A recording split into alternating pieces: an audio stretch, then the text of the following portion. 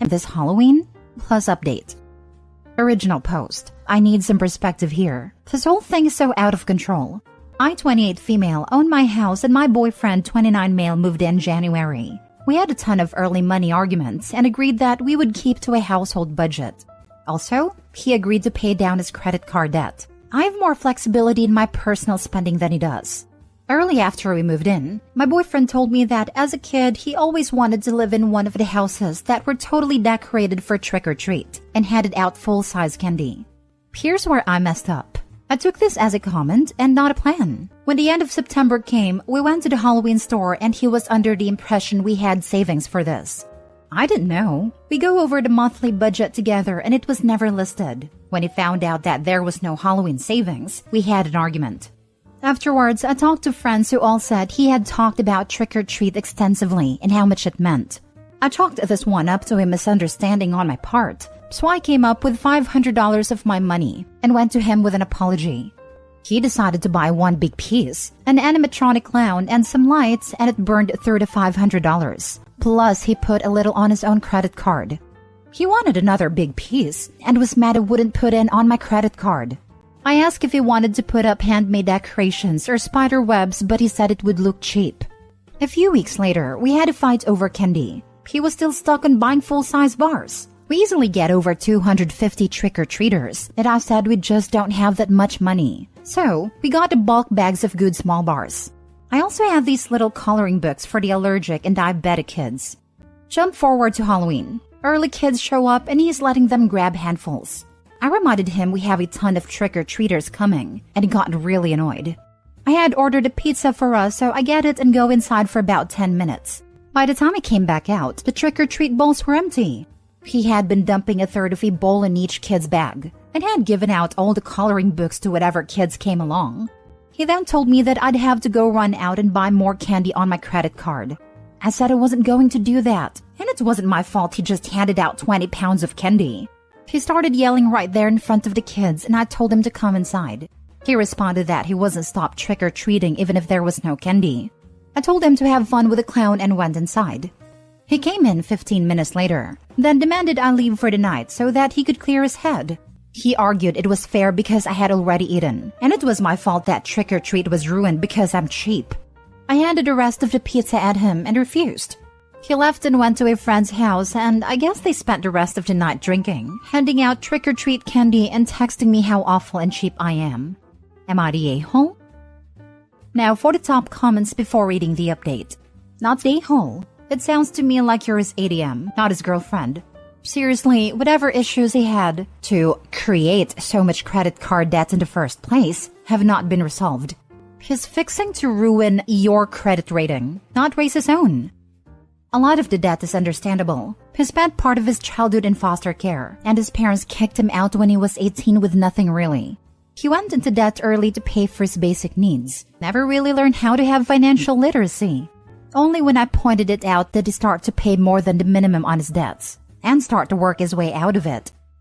What does he bring to your relationship though? Does he pay bills, rent, contribute in any way? Or are you trying to save and change him? That's a trap people fall into trying to change their significant other, and it rarely if ever works. You end up wasting half your life on them. The fact he ran and cried to his friend and they texted you, basically how horrible you are, should give you a huge clue into what kind of person your boyfriend is. And it's not good.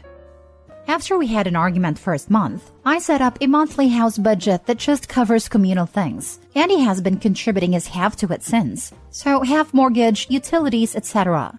Because so much of his money is going to debt, I have more flexible personal budget, and I put money into savings. But yeah, financially he pulls his weight, and he spent the summer being compulsive about having a perfect lawn. So it's not like he is useless around a house. He was under the impression we had savings for this. No, he wasn't, because he didn't contribute to any savings for this. He was under the impression you were going to cave and pay for it. And she did too, just not to his expectations. He will never change. And now for the update. I posted an AITA in early November about something that happened with my boyfriend. He had spent a ton of money on Halloween decorations and blamed me for ruining trick-or-treat. I wasn't sure where to post an update, so here I am. Everyone, and I do mean everyone online, basically said I was in the right and said some truly dire things about my relationship. I won't lie, there was so much anger towards him. I sort of shut down. When I started getting requests from actual news sources for more information, I just basically logged out and just decided to forget anything ever happened. We met the next day, as he had spent a few nights at his friend's house. I said that for things to continue, we needed couples counseling, and I expected him to set up the whole thing. He was surprisingly open to this and said he would work on it, and that's where things started to unravel. Our mutual friends had been really in his corner, throwing shades at me.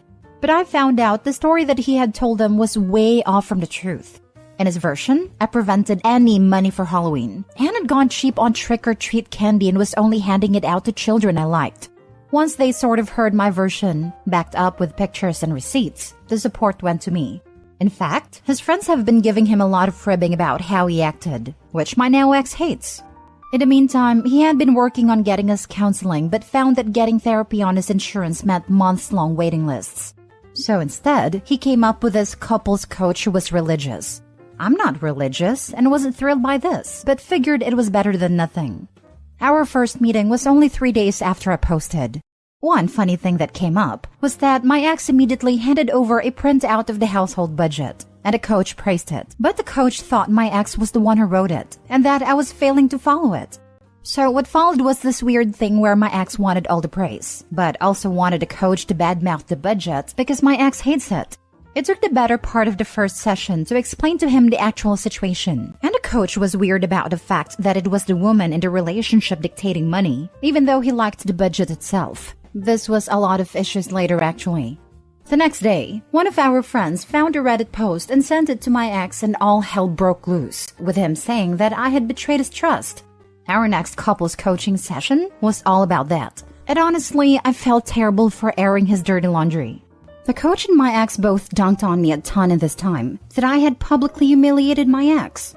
Obviously, I'm updating, so I don't care about embarrassing my ex anymore. He has this username and will probably read this. Whatever. One thing that was seemingly positive at first about coaching was the coach pointed out that my ex had never had the ability to have holiday traditions because of his upbringing. I genuinely felt bad about this, and rolling into Christmas made a huge attempt to incorporate him into my family's traditions and to ask if there's anything he wanted to do. He responded by crapping all over my family's traditions, and his only contribution was to suggest something really extravagant that would have cost a fortune. I swear, he only did this just to badmouth me when I said no. This was all bookended by our twice-a-week visits to the couples coach who I increasingly hated. He would go through super religious prayers and having issue with us living together before marriage. Neither my ex or I responded positively to this, but my ex would get really into it when the coach would talk about more misogynistic men as head of household stuff. When I said I'd prefer moving to a regular therapist, my ex said I was undermining his work getting us help. There's a dozen little things that happened in there where I should have broken up. But last week was the real final straw.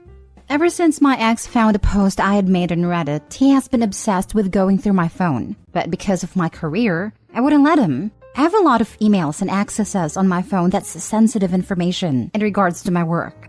I made a compromise that he could ask who I was texting, etc., and I'd show him at any point. This wasn't good enough. I don't know how he got into my phone, but he went through it fully and started raging out that I was keeping things from him. But none of it had any relation to him. Like, I had a group chat where we were planning a wedding shower for a friend. He's only met this friend in passing. He knew I was helping plan it, but was mad that I hadn't let him know every little detail. Specifically, we were surprising the bride by flying in her aunt who she rarely sees. I wasn't contributing to this financially, just knew about it. And somehow my not telling him that specific little thing was keeping secrets? We were still fighting over this when we went to a party with friends. Apparently, in digging through my old chats, he found where a friend of mine had talked to me in confidence of a tragedy she went through. Only her husband and sisters were really in the know. My ex was drunk and started talking about this loudly about this to her with her husband right there. Her husband told her to shut up, but my ex basically got all superior about knowing things and there not being secrets. It was very close to being a fight. I told him not to come back to my house after that, and he seems really shocked we broke up. I'm still numb about all of this. But yeah, him? Never again. I remember that post. I'm sorry that he was such a loser. That whole Halloween thing was so weird and whiny of him, and absolutely a zero of the update is a surprise. It's so hard to imagine being the person posting these stories and hearing such a unanimous denunciation of your significant other. I can't imagine being able to break up with someone over the opinions of strangers, but that guy was bunk. I'm really glad that you're free of that controlling person, and I hope that he gets the help he needs. He won't, but we can say the words. I just went back and reread your first post. Just wanted to add, I'd completely forgotten about that weird $500 lawn clown. I guess you can too now. Too bad you can't return the X and hopefully get a refund. I remember you. I knew exactly who you are before I went and reread your first post. First, I'm glad you broke up. You really do deserve better. I know your ex probably had some good traits, but his inability to budget, inability to take responsibility, and his overwhelming sense of entitlement doomed your relationship. It sounds like his time in foster care damaged him, and he is trying to fill that emotional void by buying expensive things for himself. Please don't let him love bomb you into taking him back. He will promise everything under the sun, that he will change, follow a budget, get counseling, etc. But the truth is that he definitely needs counseling, but he needs to get it because he wants it for himself, not to keep a relationship with you. Because right now, he really doesn't see anything with how he is, and he will do the minimum to keep you hooked in and then slide into his old ways. He is not mature enough to be in a relationship, and you will not be doing him any favors by taking him back. He needs to figure out how to be an adult and manage his life on his own. Also, he sounds quite capable of taking out loans or credit cards behind your back, and I would definitely advise you to keep an eye on your credit score. Good luck, and I wish you many internet hugs. This is a pretty nice community, and you are welcome to check in for support anytime. Yes, 1000% freeze your credit OP. If he snooped in your phone, you have no idea what else he snooped in. I would also recommend changing your passwords and updating your security questions to information he doesn't know. He's probably not going to do anything, but why risk it when prevention is so easy? Last story. Am I the a-hole for leaving my boyfriend and his friends behind after agreeing to be the designated driver? My 33 female boyfriend, 33 male of 4 years, is a big football fan, and he has a tradition of meeting up with his high school friends at a bar for Super Bowl every year. It's often the only time in a year he gets to see some of these friends because they're busy with their families and life. I don't like football, so I'm happy to be able to drop him off somewhere, have an evening to myself, and pick him up when he's ready to come home. He tends to go hard with the alcohol when he's out with his group. Last night, my boyfriend texted me that he was almost ready to be picked up, so I headed to the bar. He wasn't as ready as he made it seem, so I ended up going in and sitting down with them while everyone finished their rounds of drinks. He was pretty drunk, and he started getting handsy in a way that I wasn't comfortable with out in public. So I politely asked him to stop. I didn't want to make a scene, so I leaned in to whisper in his ear asking to stop. He got angry and whispered back, "You should consider yourself lucky that I'm going home with you. I could go home with any woman here if I wanted to." He couldn't, but has always been a dreamer. Lol. I was taken aback as he's never said anything like that to me before. I get he was drunk, but still. Anger set in and I excused myself as if I was going to the bathroom. I ended up leaving and texted him to let him know I left. Unfortunately, he had arranged for me to drive 2 of his friends home too. Wouldn't have been an issue, but he also hadn't communicated that with me. Instead of calling an Uber or taxi like I assume he would, one of his friends called his wife. The wife had to wake their toddler up to go and pick them up. My boyfriend was furious when he came home, and still is this morning. He slept on the couch and we had an argument before he left for work. He says I embarrassed him by just up and leaving. He vehemently denies saying what he did, doesn't recall getting handsy, and insists he wasn't that drunk last night. I also got an angry text from the wife saying I was an a-hole for leaving them drunk and stranded, forcing her to wake her toddler up to go and pick them up. She also had a vague passive-aggressive Facebook post up calling me out. Now I'm questioning whether I overreacted. Maybe I should have just brushed off his comment because he was drunk and followed through on the commitment I made. I just felt so disrespected by what he said after I asked him to stop doing something that was making me uncomfortable.